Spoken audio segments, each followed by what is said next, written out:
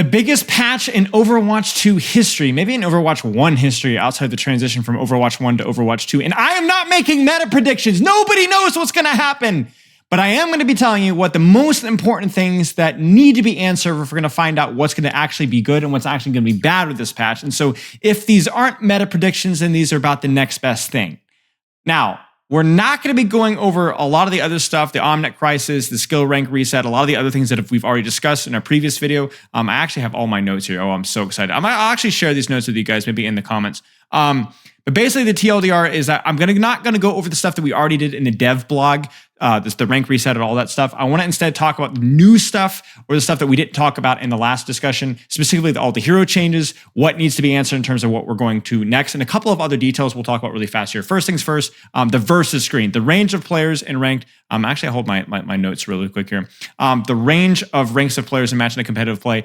You can actually see the ranks, the people that you're playing versus and with when you enter a competitive play match, just like Overwatch 1's. This is like the slow reversion of things that we liked in Overwatch 1 and they took away, but now they're giving us back. So, hey, we'll take it away. Grouping requirements, these are pretty much the same as current. The key thing, though, is that you can actually 5-stack in GM right now.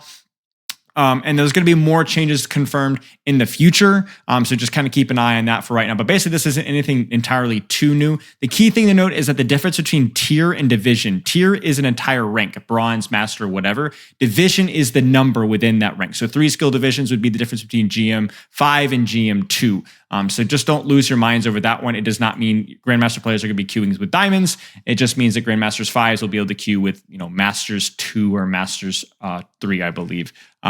Anyway, okay, so division tiers, new stuff coming soon. Stay tuned with that one. Placement, higher ranks decay more, most will start lower. So this is kind of worth noting out that with the rank reset, well, actually, here's most players. Where is it here? Most players will be starting a little bit lower than they normally would. The higher the rank, the more it has been decayed. In other words, if you are a higher rank, they're going to generally decay you a little bit further down. But this is, again, a soft reset. I actually spoke with Gavin Winter, the guy who spoke at BlizzCon about a lot of the rank reset. Really, really smart guy.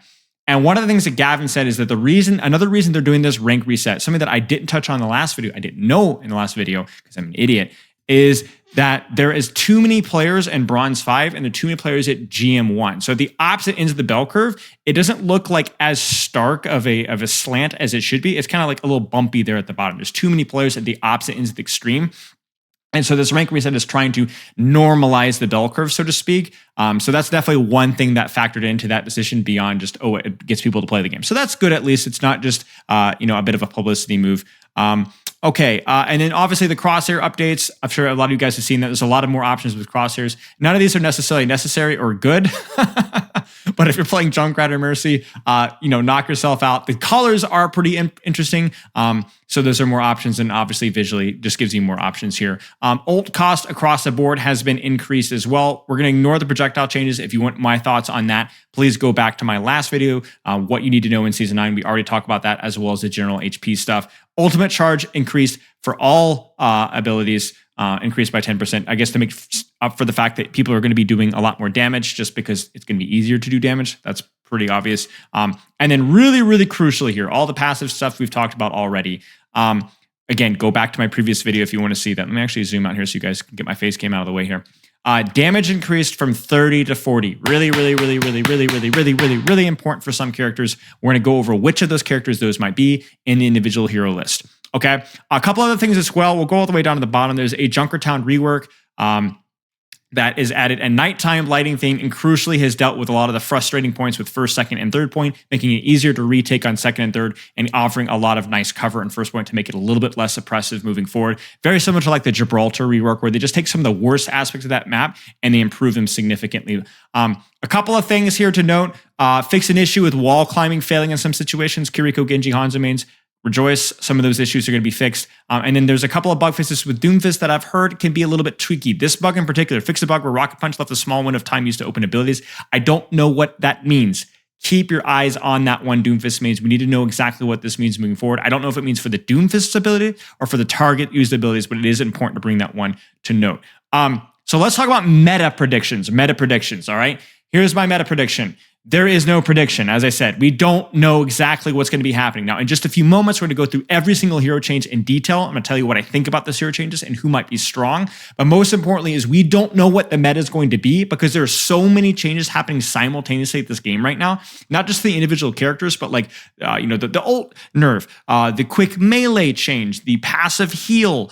So many things happening at once right now that there's no meta predictions. But let me give you 4 things that will help you decide what is meta. Number 1, movers and shakers. Usually we're always looking at who are the characters that feel objectively really, really strong right now. Like who are the OP characters that immediately feel strong tomorrow? You launch the patch, wow. Or the underpowered characters, wow, this character feels really bad tomorrow. Those characters do have a tendency to pretty quickly show themselves, and those definitely have a huge impact on meta. Mauga releases a great example of a character that you didn't really need to spend a lot of time experimenting with Mauga. He was strong, and he was really strong, and same thing with Lifeweaver, immediately. In addition to that, once you find out who are the really, really strong characters, from there, number 2, who synergizes with those characters. One of the things, a little bit of a surprise here, spoiler alert, is that we think Zenyatta might have some potential with some of these changes, might have some potential here. So then the question is who synergizes well with Zenyatta? Well, maybe if you're playing versus dive, maybe you run it with the Brigitte. And so we actually think, again, spoiler, that Brigitte got nerfed here. But if Zen is strong and Brig synergizes well with Zen, if you're not running like a Reinhardt, then maybe Brig is good, even though Brig is bad. Does that make any sense? So pick rates are definitely going to be influenced by the synergies, even if the individual character isn't all that strong. Number 3, especially with tomorrow, we don't necessarily have this conversation in every patch, but breakpoints. A lot of numbers with HP and damage outputs are changing, which is going to change the breakpoint of things with damage boosts, with Discord, and honestly, just without it. Obviously, it's going to be a lot easier to hit some shots, but you're going to have to hit more shots. So there's going to be a lot of mechanical breakpoints that remain to be tested, that remain to be exploited, and I think it's going to be honestly really hard to tell which of those characters is going to benefit from those breakpoints the most. Lastly, and this is probably the most important thing, the overall environment, the ecosystem of Overwatch 2 is going to be taking some changes. The HP, the quick melee, the ultimate cost, the HP target priority might change a little bit because it's easier to hit shots. Does that motivate you to shoot tanks more, shoot squishies more? The DPS passive, how does that influence the duels and pocket supports versus shooting the tanks? There's so many big picture changes that are happening. It's not going to change fundamentally how Overwatch is played necessarily, but it definitely will change how Overwatch feels, which is going to mean some characters, some metas are going to be good and some metas and some characters are not going to feel as good. And so again, these are the things you need to be paying attention to. Again, movers and shakers, the big strong and the big weak characters, synergies, the breakpoints that remain to be tested, and the overall macro environment. Now, if you want more information than that, you're about to get a lot of it because we're going to go over every single character an individual and ask very specific questions that need to be answered tomorrow or some point in the next few weeks if we're going to understand how good is this character right now. One thing I will point out really, really quickly, macro everything overall. DPS ultimates, I think, have been nerfed. Now, let me clarify. Not damage roll ultimates necessarily, but raw damage ultimates. Ultimates like a little bit like Wrecking Ball Mines, Reaper's Death Blossom, Soldier's Tactical Visor. Anything that does a flat amount of damage has not necessarily been buffed with these changes. And so with the larger health pools, those ultimates are not as useful. Whereas ultimates like EMP, Symmetra's ultimate that are more utility-based, even Widow's Infrasight, are going to remain just as strong. So keep an eye on that. That's going to definitely have an impact on some of the old economy moving forward. And also which characters are going to be doing well. So I'm actually going to pull up my notes here just so that you guys can see my notes. Because in case you guys want to screenshot this and for future use, I actually have the link to this note in my Discord as well. I'll try to remember to point that out. And if I forget, let me know in the comments and I'll tell you where it is in my Discord. But let's actually answer some questions here. So D.Va, let's get into tank here. Now, I know a lot of people were like, oh no, his tank is going to be bad. Tank is going to be bad. I don't know, possibly. The DPS passive definitely is a little bit concerning, but we'll have to wait and see. Big thing with D.Va, self-destruct radius is been increased. It means it's a little bit easier now to actually get the full damage of self-destruct. This is a pretty significant increase to where it's actually like if you're playing like a tank character trying to avoid that one-shot radius, you're going to have to move your booty cheeks a little bit further, this is not a massive change, but it is a change worth pointing out. She gets 75 armor, not HP. Not every tank got more armor. A lot of tanks got more HP. That's pretty big. Couple of questions here. How much of the benefit does she get from this damage-wise? How much easier is it to do damage with D.Va with the changes to projectiles versus to before? Because a lot of D.Va was like, it felt like, you could shoot the enemy tank or shoot the enemy DPS or whatever. with the way that her gun works in terms of spread and harsh fall off, D.Va may feel okay if there's a lot more of those pellets are hitting, or D.Va may not benefit all that much after all. Micro missiles definitely should be benefiting from the projectile size increase because they do fall into the category of projectiles that are moving at a certain speed. The question is how much easier are those going to be land and how much is going to affect D.Va. It might also technically be easier to matrix stuff because the projectiles will be bigger. Crucial to note here that Booster Boop did not get a damage buff though. So maybe D.Va's going to be popping off at the pilot health because the bullets are going to be the size of like watermelons. But the Booster Boof did not get damage buff. So the damage that it did is that little one-shot combo is not going to be as useful, although melee did get buffed. Okay, Doomfist here. Significant punch buff. So basically we're going from 50% damage increase, 50 to 75, plus the wall slam damage. And there's some questions about whether this affects Empowered Punch. Some people were saying that Empowered Punch is a multiplicative force of the original punch, in which case Empowered Punch would also benefit from this. But crucially note here, no slam.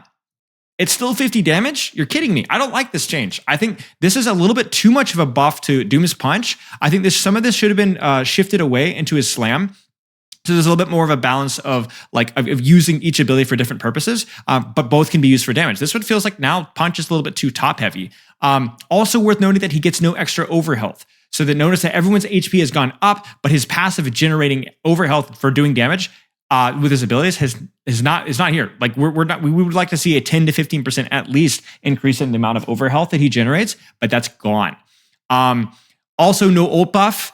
The ultimate does not do more damage. The radius falling off harshly in terms of how much damage you do is still there as well. So that's a little bit concerning as well.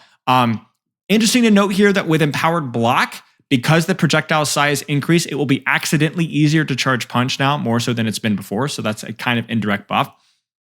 And also the question is going to be, how much easier is it going to be hitting shots with Doomfist? The answer is a lot easier. And is that going to significantly increase its capability to kill squishies? Because one of the things with Doomfist is that with Doomfist shots, they're extremely important, but they're actually really hard to land, even more so than a lot of the other shots in the game. I just spent some time grinding Doomfist and I could back that one up.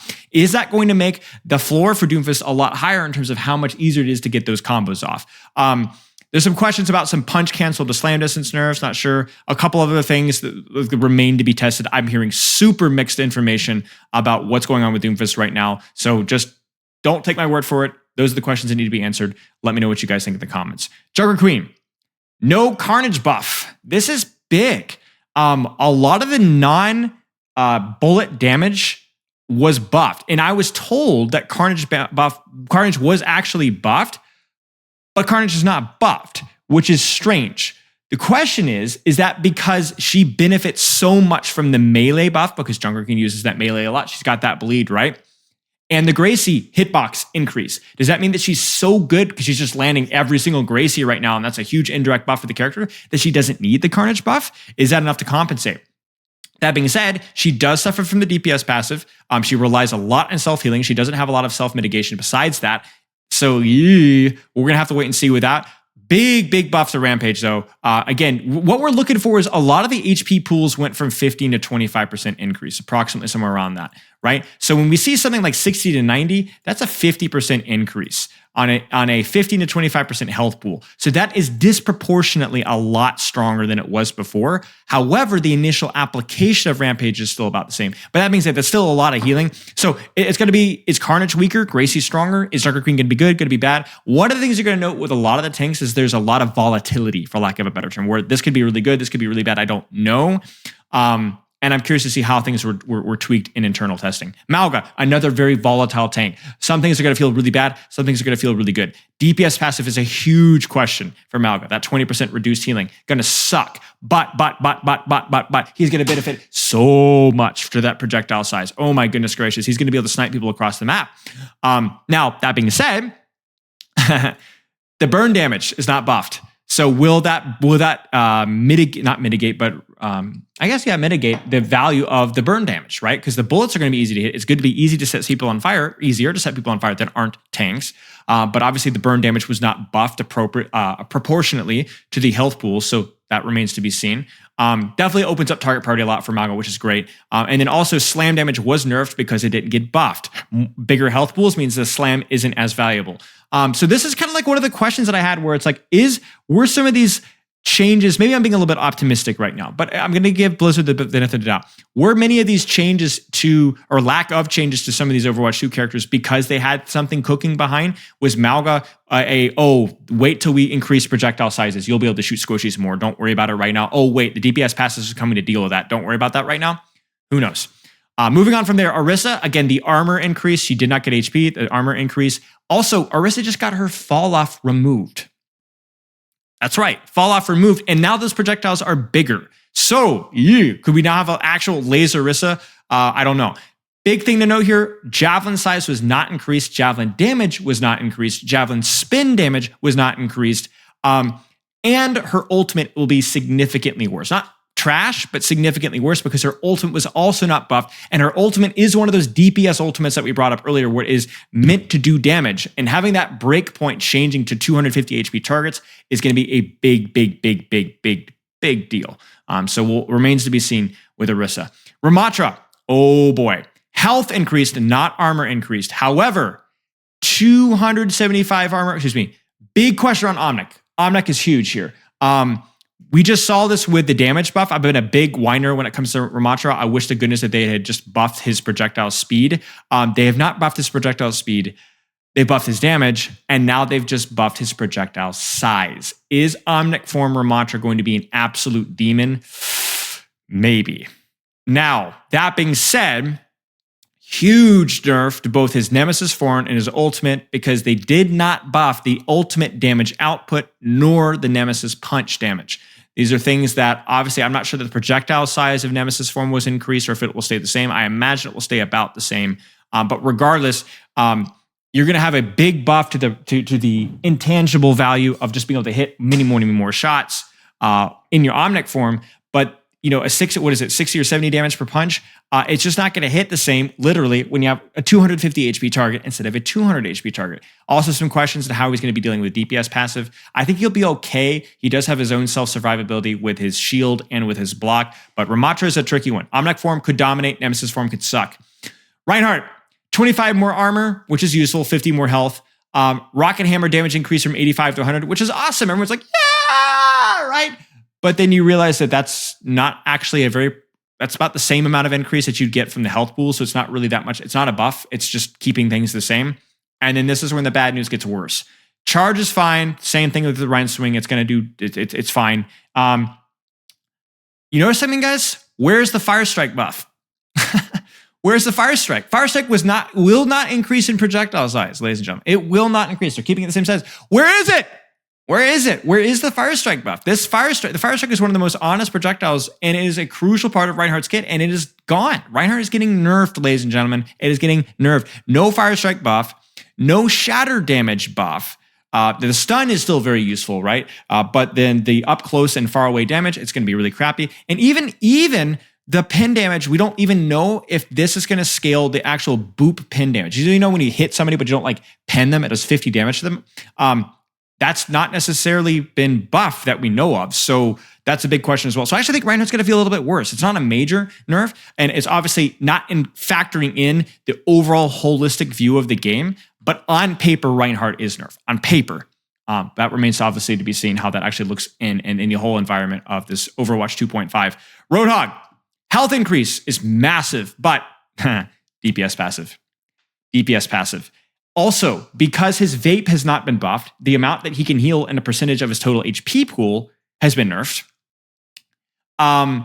There has been no buff to trap.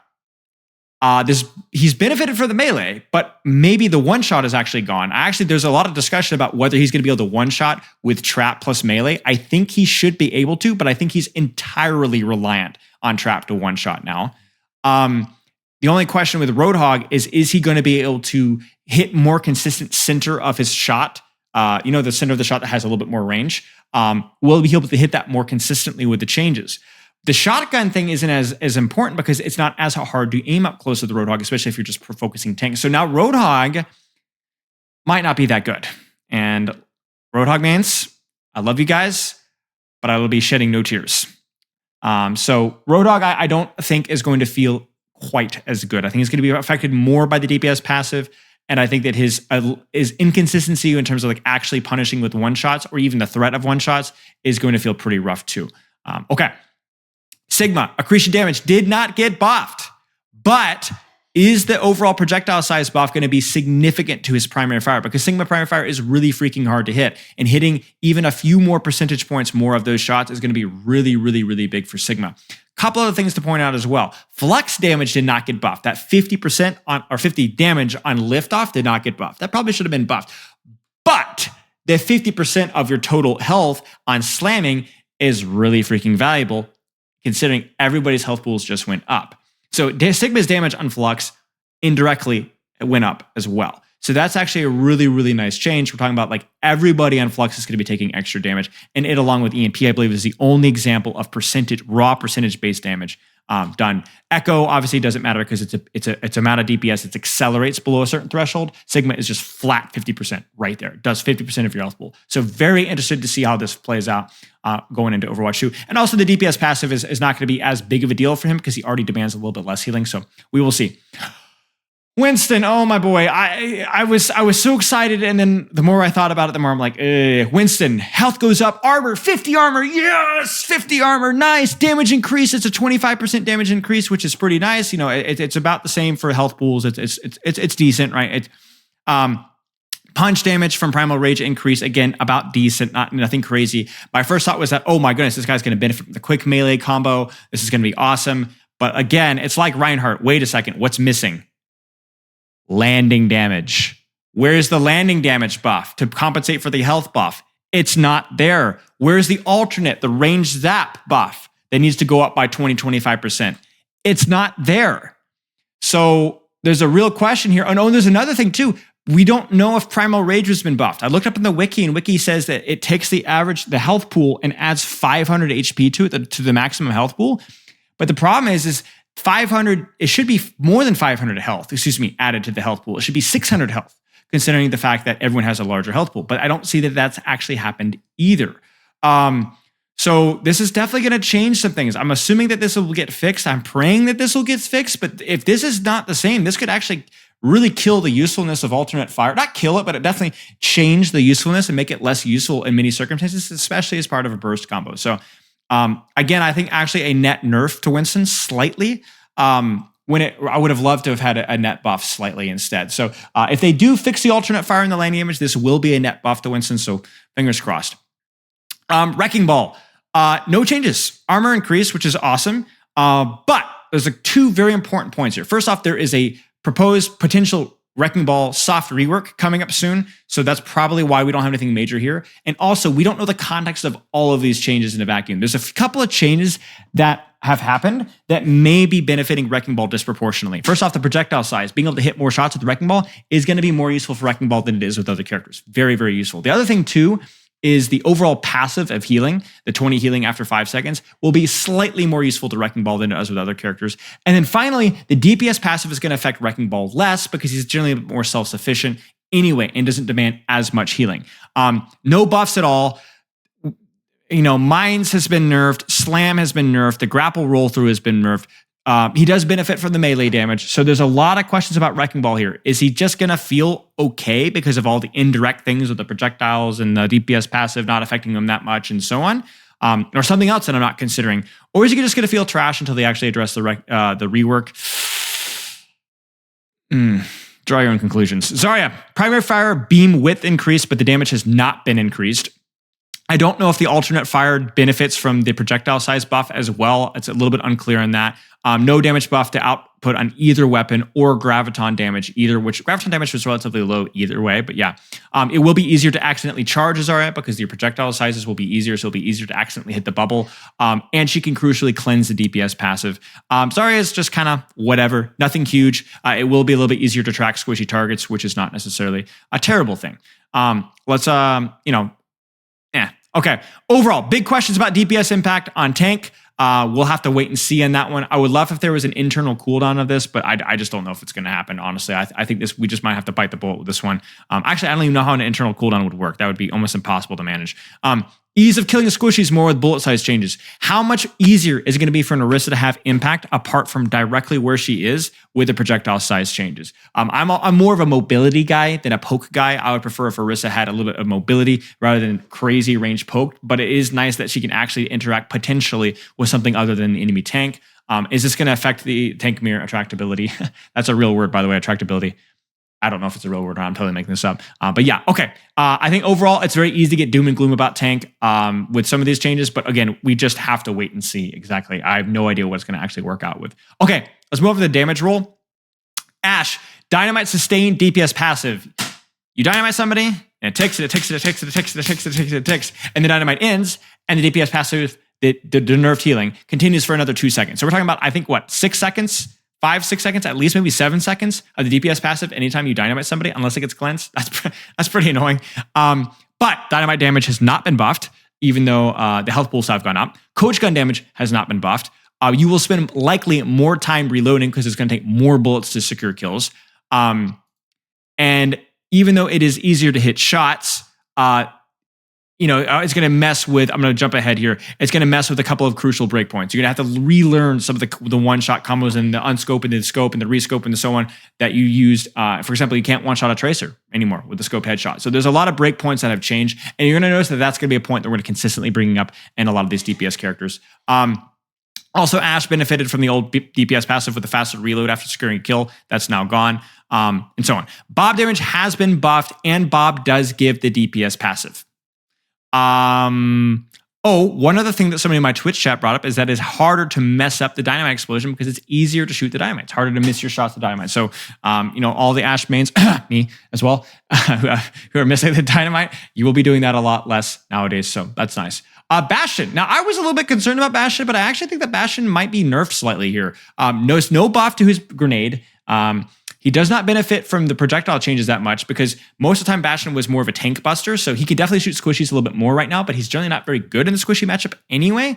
Now, you could say that Bastion's not a character that really strafes much either, so that could kind of cut both ways to where it's easier for him to shoot you, but you weren't missing him anyway. But either way, at least the tank busting Bastion, he does benefit from the DPS passive, and that's going to be annoying. But all those things have more health pools, or bigger health pools right now. And Bastion's damage has not been increased at all.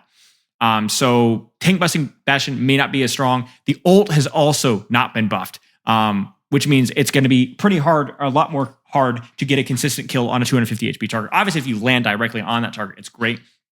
But if they have defensive cooldowns, if they have mobility, if they have self-healing, there'll be more ways to avoid the ult value. And then nade can, one good thing though is you can use your damage, your nade, to move yourself around a little bit more because it's a less percentage of your overall health pool. The self-damage from nade has not been increased. So you can move it more mobility. But yeah, I think Bastion's going to feel a little bit worse, which again, I'm not going to be shedding any tears over. Okay, Cassidy, fan the hammer nerf because it did not get buffed. And it doesn't really benefit that much from the projectile size because you're just using it in shields and tanks anyway. Magnade nerf. Again, Magnade was not buffed, so it was nerfed.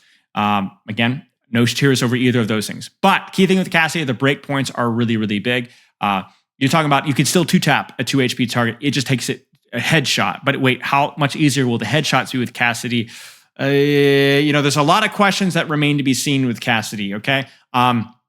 If you have good aim, how harsh will the fall off continue to affect him? Crucially here, the ult changes really aren't that important to my check because yes, the numbers did go up, but they kind of went up proportionate to the amount of health pool. So I think that is going to feel about the same. So we will see. Echo could benefit massively from the projectile changes. She has like ridiculously high damage on her projectiles, but they're just hard to hit. They tend to spread. So the question is going to be how much more will she benefit from that? Stickies were not buffed. Beam DPS is also not buffed, but the beam width was. So it's a little bit easier to beam people down, but it doesn't do more DPS. So actually beam in terms of blowing somebody up is going to be a little bit slower. Could struggle more versus hit scans with these projectile changes. I definitely think that she's excited about the projectile changes for her own damage, but it is scary to shoot hit scans that can shoot you even more consistently now. Duplicate's mostly the same. This is, again, about a proportionate health increase. I guess you could argue that, if you copy a diva, you're easy to shoot anyway, so you'll take the 50 HP, but nothing really crazy with duplicate. I will say this is going to be one of first of many DPS characters that I think, honestly, you could even go back and say Cassidy and Ashe are going to benefit from this as well. But the heal passive is nice. You're going to have more flexibility with the angles that you take. You're going to be a little bit less dependent on healing. It's going to be a nice little quality of life change that will allow Echo to take a little bit more aggressive off angles. Now, I know a large percentage of you guys click this video and skip to this section of the video. And if I had a dime for every single time in my Twitch chat today, somebody's like, is Genji dead? Genji dead? Genji's dead. Oh, Genji's dead. Genji's dead. I have no idea, and neither do you. There's a lot of good and bad things for you here, and I think it's going to remain to be seen in practice about how good they are. First things first, you are going to benefit from the heal passive. The passive heal thing, the angles that Genji's take, the mobility, it's going to be very, very nice for Genji. Also keep in mind that the wall climb bug fixes as well, which will be a nice quality of life change. You will benefit from the buffed melee more than most DPS characters. And also the DPS passive is going to help you more than most of the support or DPS as well, because oftentimes with Genji's mobility, you are often actively engaged with supports or people that are getting supported more often. Obviously, the good and the bad is it's easier to hit shurikens now, but also it's easier to hit you. I think the tricky thing for me with a lot of this mobile heroes like Tracer and Genji and so on is like, how much more easy will it be to hit your shots versus you being shot? Is Genji's value through hitting shurikens or surviving and avoiding shots? And the same thing goes with Tracer. And that's the big question mark for me. How much easier will it be to shoot Genji as he's moving around? And this is the big one. Dragon Blade 0.9 to 0.7. I was told by my Twitch chat that this actually reduces his time to kill slightly. So even with the 250 HP targets, it actually takes a little bit less time to be able to get to secure a kill. I don't know if that's necessarily true or not. Maybe it depends on the amount of healing that the target is getting. But obviously 2 chops versus 3 chops means that technically the time to kill is going to be a little bit higher. But maybe it depends on whether the target's getting a support or not. Basically, you're going to have to wait and see with this one. This means an extra chop or 2, which is a pretty big deal. Yeah, so we'll have to wait and see. Crucially with Genji though, this is the one downside, is that the dash damage has not been buffed. So dash damage has not been buffed proportionally. That should have been buffed to around 60% or 60 damage, 60%. And that has not been touched. So that's definitely interesting. And one other couple of the details here, the deflect buff, because projectiles are easier to hit, when you panic your deflect to try and buy yourself some time, you will accidentally hit a lot more shots off that deflect. And also breakpoints. Dash plus triple headshot plus melee is still a one shot on 250 HP targets. That combo is not necessarily used all the time, but there's a couple of breakpoints there that are worth investigating with. But yeah, in general, Genji may be okay. We'll have to wait and see. Hanzo. Oh boy, Hanzo's a tricky one. No more one-shot headshot in any 250 HP target in the game. But your projectile size is literally doubled. Literally doubled. You have the smallest projectile in the game, despite common knowledge. Or common stories, rather. And you have logs, like actual logs now. But you can't two-shot body shot either. Storm arrow damage is about the same. The cooldown buff is really pretty big here. The question is just like, how is this going to work with the Mercy Pocket? One other thing with Hanzo as well is the ult nerf. Is any ultimate that just does raw damage, especially a hero like with Hanzo, there's going to be more time to react to it and avoid it. So that's definitely worth pointing out that his ult is going to get an indirect nerf. The DPS passive doesn't really help him all that much either. So yeah, again, with Hanzo, it's going to be about how much does he benefit from that projectile size overall. Remains to be seen. Junkrat, projectile size buffed, but after the base size nerfed. I think this means that they reduced the base and then they're buffing all the projectiles up. So it's going to be bigger than it was before, but not as big as it quote unquote should have been prior to the nerf, if that makes sense. I think it's before. No concussive mine buff, no trap buff, no tire buff, and no splash damage on your primary fire, because the mirror doesn't always do full damage buff either. There is now no one-shot for Junkrat anymore. You cannot use a concussive mine with a primary fire and one-shot a 200 HP target anymore. It is gone. In fact, you cannot hit 2 primary fires and get a kill anymore. Even without the concussive mine. If you hit 2 directs in a row, doesn't get a kill. I am actually kind of torn on this change. I think it's a good change. They want to remove one-shots, but it's the only thing that kept Junkrat viable in mid to high ranks. Spamming down a choke just doesn't work in mid to high ranks in most maps in most situations.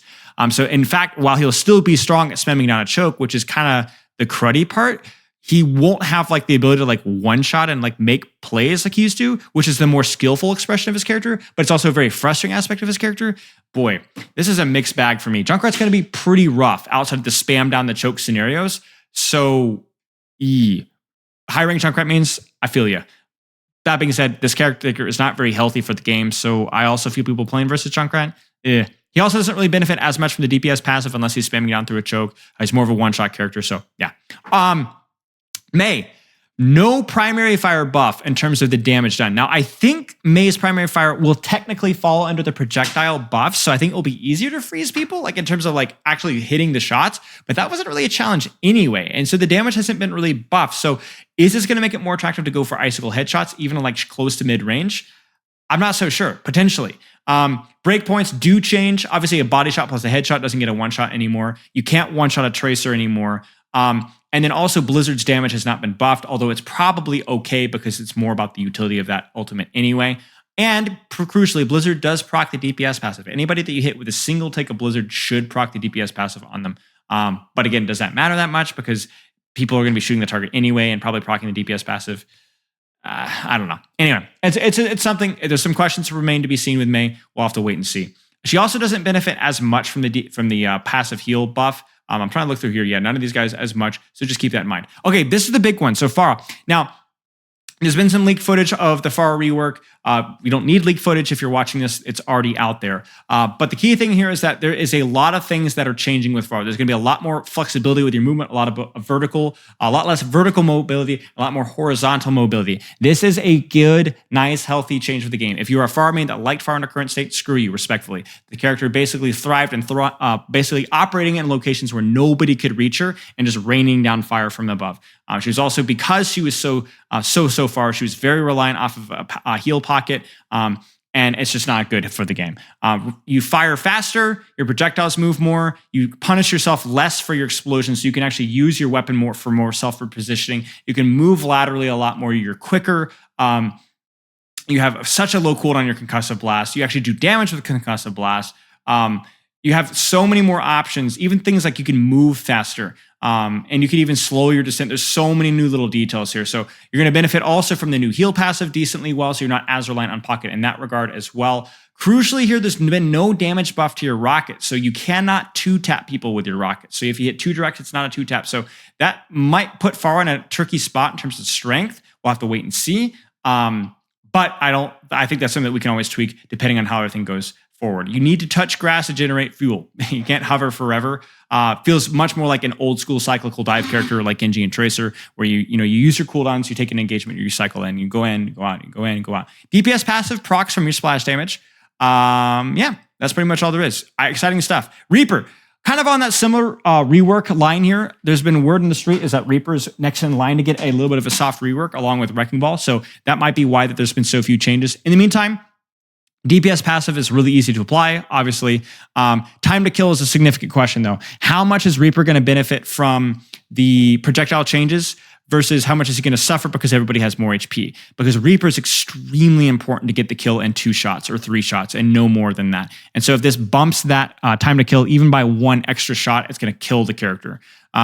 So we'll have to wait and see with that character. Does he benefit or does he suffer? DPS passive is effective by his self-healing as far as I know. So if he gets shot by an enemy DPS, it will slightly reduce the amount of damage you heal yourself. And Death Blossom has received a significant nerf along with Hanzo's Dragon. Again, all the DPS ultimates that just do damage like Death Blossom. Death Blossom does not do projectile damage. It just does a flat 170 damage due to the number of targets that are around. 170 damage on a 250 HP target versus 170 damage to a 200 HP target. It's a big nerf. There's going to be a lot more time for them to counterplay it. Death Blossom is going to be a lot worse and a lot harder to get off of. The heal passive is useful for him. It means he doesn't have to grab health packs all the time. You allow your cycle going in and out as a Reaper on the flank. It's going to feel a little bit better. But yeah, we'll wait and see with the rework what they have cooking here. Sojourn, obviously, rail nerf. You don't have the ability to one-shot people anymore, even with a Mercy damage boost. Wait, am I doing my math correctly here? 3 times 190. Is it 190? Wait, maybe you still can. 3 times 19 is 57. No, you can't. You can't. I think it's 247. Yeah. So I don't wait. Maybe Mercy's damage boost is only 25%. I should know these things. This is my job. Regardless, the Mercy damage boost one-shot rail is gone. However, rail is also easier to hit because even though the base projectile size is reduced here, again, I interpret this is a pre-buff nerf. Does that make sense? They're nerfing the railgun and then giving global buffs on top of that. So it will still be easier to hit. So it will still be a little bit easier to hit overall. And crucially here, your primary fire is going to feel so much easier to hit, which has been the worst part of Sojourn for the longest time.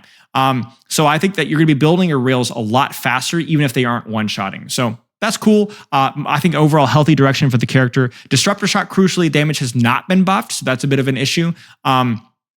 The heal passive is useful. We're not as reliant on having a pocket all the time. You can get a little bit of the passive heal, which is nice. The big thing for me with Sojourn is like, how good is that ultimate going to feel now? Now that it doesn't one-shot consistently, is that going to be another one of those ultimates like Death Blossom, that Dragon Strike that just feels a little bit worse because so much of it was reliant off of essentially one-shotting squishies. I think it's still going to be a very effective ultimate, but I think it will definitely feel a little bit worse. Soldier, mixed bag here. Definitely benefits from projectile size, shooting people easy, but Heal Station has not received buffs. Overall percentage of Soldier's health is reduced. Rocket has received no damage buff, but I think has received the projectile buff, I think. So it'll be easier to land, but it was already kind of easy to land, but maybe you get those cool directs more. Mixed bag with Helix for sure. Visor is significantly worse. Everyone's got more HP. Aimbot is a lot less useful when it's easier to hit the shots anyway. But the heal passive is useful, so you're not always, when you're running around and taking angles, you can actually be healing yourself while you're running around taking angles, which is something that really should have been incorporating with Heal Station. But yeah, that's another story for another day. Anyway, Soldier mixed bag. We'll have to wait and see. Okay, Sombra. Huge benefit. EMP is going to be so strong. I want you guys to consider this. Out of all the DPS ultimates, so many of them that do raw damage, where everyone's got bigger health pools now, so it's less lethal. EMP is just like, yeah, well, we don't care how much health pool. You're just going to lose 25% of it. Like right now, oh no, you have no abilities to use for 3 seconds. And you take more damage from virus. And you have the DPS passive applied to you. You all right? Yeah, this is rough, guys. I'm really concerned about this one. I think these changes for Sombra are a little bit concerning. I definitely think that the backline assassin / spawn camping identity was a little bit problematic for Sombra, but the good thing was that it felt like she was a lot less like just EMP farm bot before. But as we've seen, a lot of these changes are moving her more and more of her power spike into EMP, something that EMP did not need. And EMP historically has been a really, really ugly and problematic ultimate. Honestly, maybe one of the worst in Overwatch history, even going back to Overwatch 1, EMP, maybe if not the worst. Really not an ultimate that we want to be super, super strong. And it just seems to get either directly or indirectly seems to get stronger and stronger and stronger because it's one of those utility ultimates that doesn't care how much health you have. Definitely benefits from the projectile changes in terms of tracking and damage, but crucially, no buff to virus damage. And supposedly, I've heard the word in the street is, I might be wrong here, but there's no buff to virus hitbox. So it's actually just as easy to miss. Now, what this means is that Sombra is now going to be worse at spawn camping because while she benefit from the gun changes, so is the person that she's spawn camping. And virus was a really important part of her spawn camp, but virus has not been buffed, and it will be a smaller percentage of that target's HP. And oh boy, is Sombra moving back into the more team utility side of things and less of the backline assassin. Read into that as you will. I will definitely not miss the backline assassination, but maybe this should be an argument that we should not have a permanent invisibility character because I don't think there's a way you could balance a permanent invisibility character and still make it a viable duelist without it being a spawn camping character. Funny action where the virus actually does proc the DPS passive. So there's a good argument here and there where you actually don't want to hack virus a tank. Well, you don't always use your hack, but you certainly don't want to use your hack into a virus if you want to keep the DPS passive proccing more. There's some weird dynamics in there. Definitely going to be a little bit worse at dueling and will benefit a lot from the heal passive, the passive heal out of combat. So that's good. Okay, Symmetra. I think Symmetra is going to be bad, guys. I might be wrong. Global changes. Again, we don't know what the meta is going to look like, but the hero itself, I think, is a little bit worse. The no beam damage buff, it's definitely easier to hit, but that's not as important. Obviously, she gained 50 HP, but she's going to be easier to shoot as well, so we'll have to wait and see. The self-heal from the beam overall is going to be a smaller percentage of your health, but crucially, orbs from Symmetra did not get buffed. The damage from the orbs did not get buffed. The crucial part of Symmetra is that she could 2-shot you with your orbs. Not possible anymore. 3 shots. Ouch, that's a 50% increase in time to kill. That's terrible. Turrets as well, no buff to the damage output. Passive damage, no buff. Although they do apply the DPS passive. And her ultimate is still good. So a lot of these DPS ultimates have been nerfed because their health pool, but because Symmetra's is a utility ultimate, it's still good. But yeah, what is Symmetra going to be doing? Her DPS is only 60 on tier 1 in her beam. So even if it's easier to track, it's literally weaker than a Moira orb or Moira right click, like significantly weaker than a Moira right click right now. So we'll have to wait and see how all these changes shake down here. But this is going to be really interesting to see if Symmetra can even function, because I know you guys in mid and low ranks might be thinking of Symmetra as like the tank buster, but she really hasn't really filled that role in mid to high ranks in a long time since she's lost her 25 HP. And now that she's lost her 2-shot, she kind of functions as like a soft flanker for most high ranks, mid ranks, and now it's gone because you can't 2-shot a squishy anymore. We'll have to wait and see. Torbjorn, he got more health, and turret applies the DPS passive. But turret doesn't do any more damage. You notice that Bob got buffed? Not Torb turret. Not Torb turret. Ultimate was nerfed as well because the DPS that it does is not increased to the amount of HP that is increased. Breakpoints were lost, like headshot, body shot has been gone. Obviously, remains to be seen how those breakpoints work. And more importantly, like how easy it will be to hit those projectiles and spam them off of cooldown. Hammer has not been buffed. But crucially for me, the big thing with Torbjorn turret is that it's going to tickle you now. It is going to tickle you. It is going to do 15 to 25% proportionately less damage than it did before. And then ultimately, that's all he got, while other things got slightly worse. I think Torbjorn's going to be a little worse. Again, no tears cried for me. I'm not a huge fan of Torbjorn, but I do think that he's going to be a little bit nerfed, at least in the vacuum that we're discussing right now. Tracer, holy cow. I have no idea, guys. Biggest concern, let me just put it right now. I am scared that this projectile change is going to hurt Tracer because she was, more than any other character in Overwatch, the character that needed to move, strafe, blink, and avoid shots. Everything of Tracer's kit is built around avoiding shots. And if that is no longer possible, that is going to be a huge problem. So even though it's easier to track with Tracer, everyone talks about Tracer's mechanics, but it is movement that is more important to Tracer than mechanics. Every character in the game, if they stand still and shoot at each other, Tracer loses every single one of those 1v1s. Almost every single one. It's more about her movement and avoiding shots. And if the margin of error with Tracer is that big, that margin is now closed with the size of projectiles that are now shooting at her. I'm scared. I hope I'm wrong. I hope that she benefits a lot more from the heal passive. I hope it's easy to proc the DPS passive and dual backlines. I hope the breakpoints, I think the breakpoints are still intact. You could still one clip, especially with the melee, especially if you hit a couple of headshots.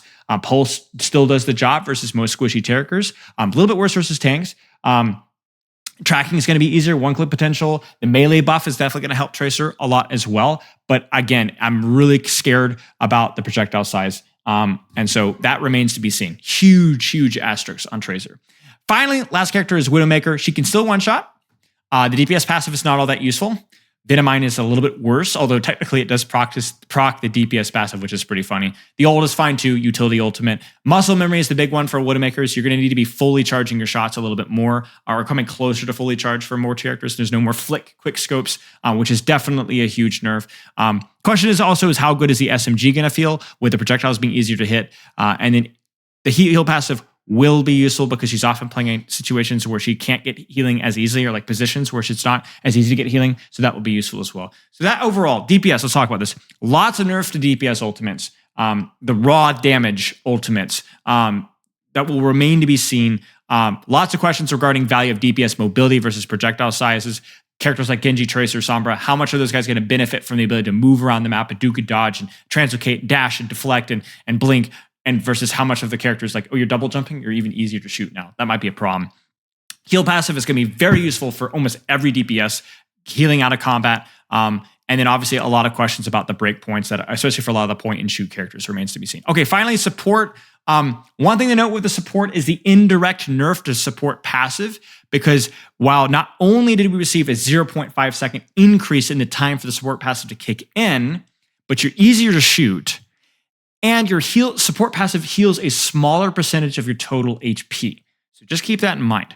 Ana, Sleep Dart has not changed as far as I know. The word on the street is that projectile size was not increased. It was already really big though, just so we know.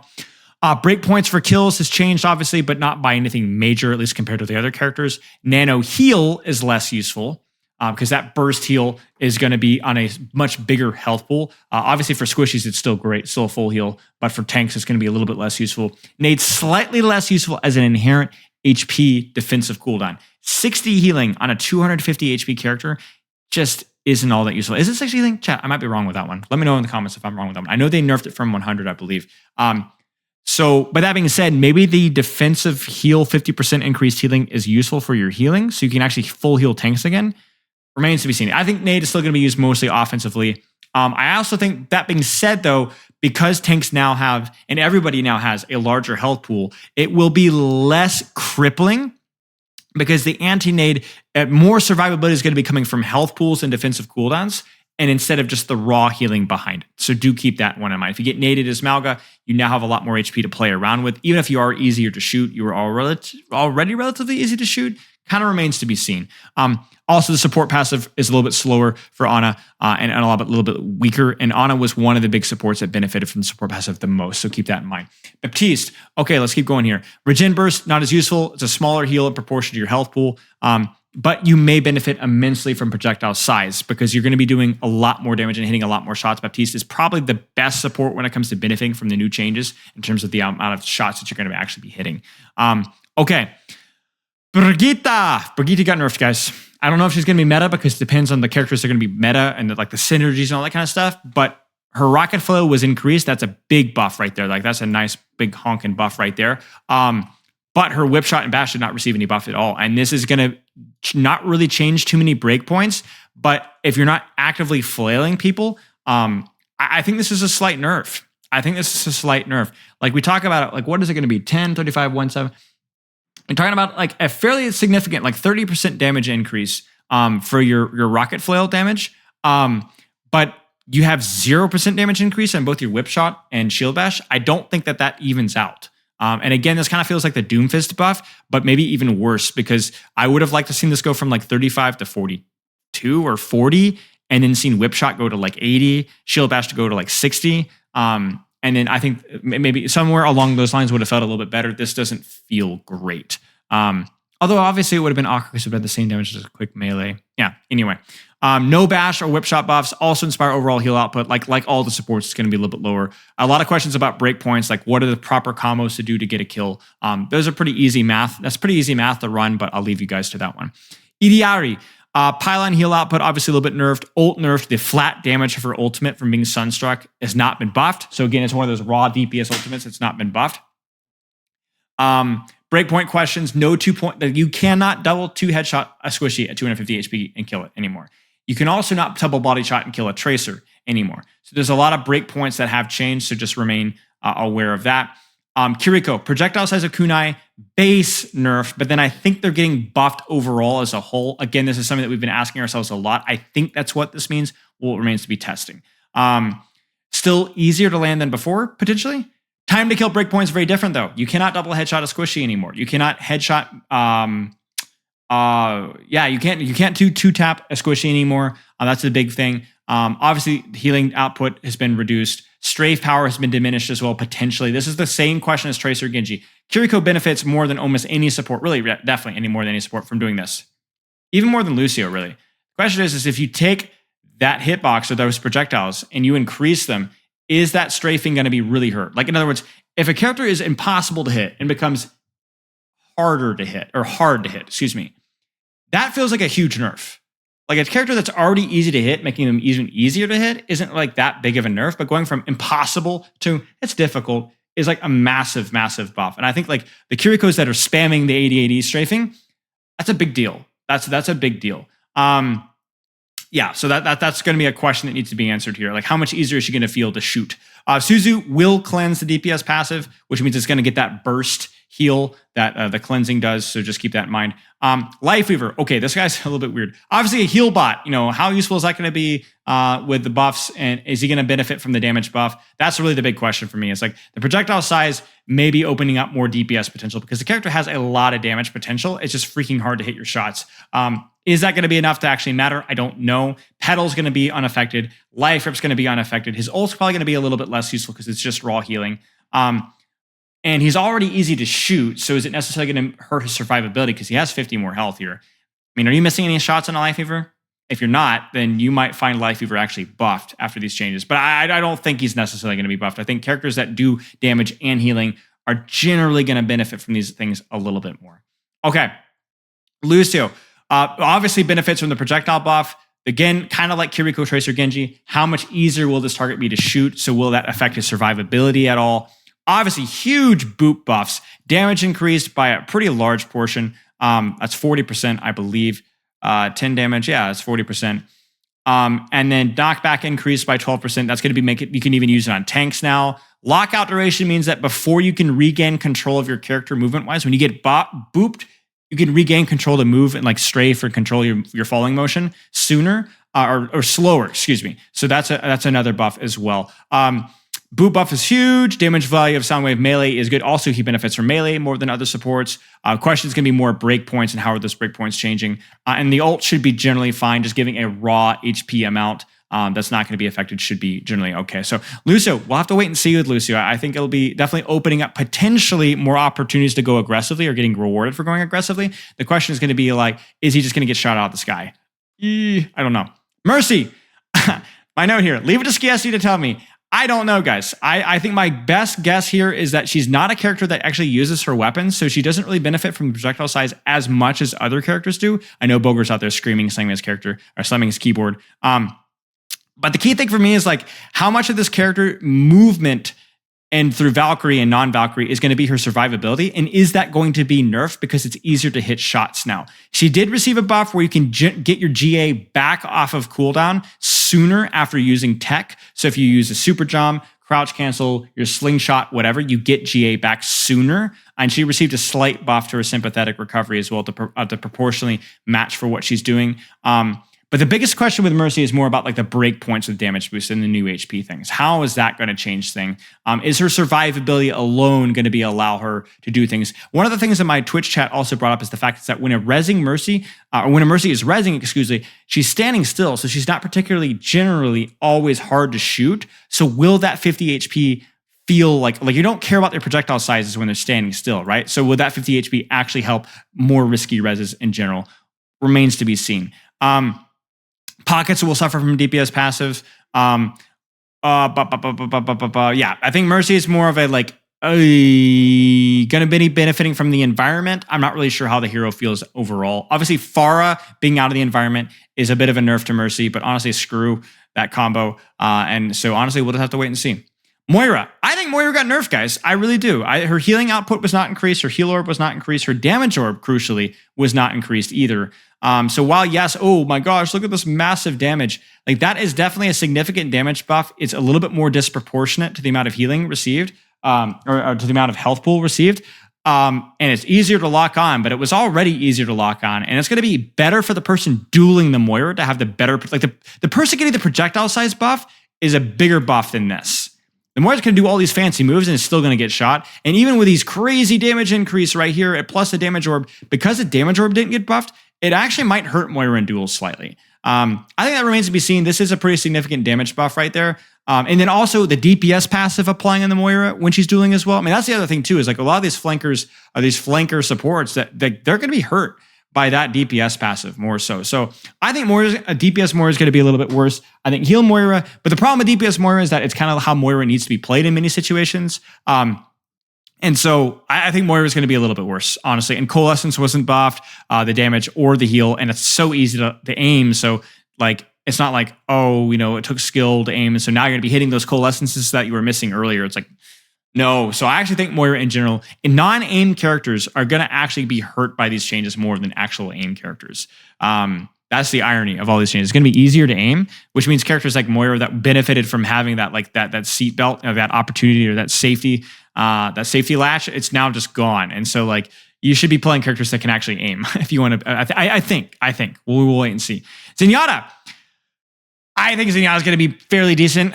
Projectile size buff is going to help him more so than hurt him. I think he was already so easy to shoot as it was. And some of his shots are a little tricky to land. I think he's going to benefit from those changes. I don't think you worry about how easy you are to shoot because Zenyatta is the size of a car anyway. Trance buffed, nerfed. I think the overall healing, having bigger health pools might be like, oh, the healing percentage is smaller. Same thing with Harmony Orb. But one of the things about Trance is that people could one-shot people through Trance, which actually made it very counterable in some circumstances. But now with higher health pools, it's harder to counter Trance by one-shotting through it, right? So interesting to note that.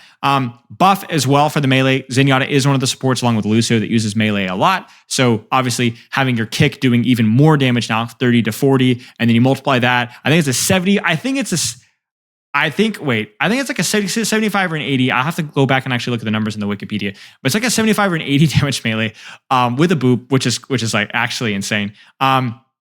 Obviously, larger health pools, things like Discord debuffs instead of raw damage can be more useful as well. Question with Zenyatta, are some of the breakpoints going to change? You could still melee headshot, one-shot a Tracer. But I think for Zenyatta, the breakpoints aren't as important because the character is more concerned about consistent pressure and isn't going to care if he has to 3-shot you or 2-shot you. I think it's going to be approximately about the same here. Okay, overall support passive, overall slightly nerfed. It also starts in a little bit later, so really remains to be seen. But overall, guys, we've reached an hour here. Let's stop there. A lot of questions that remain to be seen. I think, as always, I don't like making meta predictions. I think we need to actually see how all these changes shake out. Remember movers and shakers, remember synergy, remember breakpoints, remember the overall environment of what we're actually testing, and we'll have to remain to be seen. So let me know what you guys think in the comments. I will be back with another video. I don't know if it'll be later this week or if it'll be next week, discussing some of those changes. Maybe going over a more specific point of a focus, like maybe a character is really broken. We talk about what needs to be done.